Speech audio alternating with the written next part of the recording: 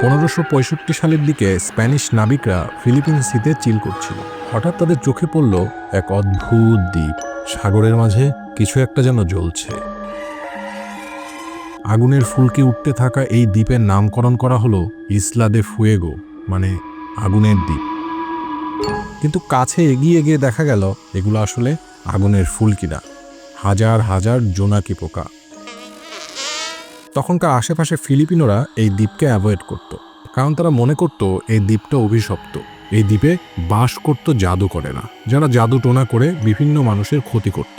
পরবর্তীতে 1700 সালে এই দ্বীপে খ্রিস্টান ধর্মের প্রভাব বৃদ্ধি পায়। তখন ধীরে ধীরে অভিশপ্ত জাদুকরের জাদুকে হারানোর জন্য তৈরি হতে থাকে হিলার বা জাদুর ডাক্তার। এদের প্রভাবে ধীরে ধীরে দ্বীপ থেকে সব ধরনের কালো জাদু টোনার প্র্যাকটিস কমতে থাকে।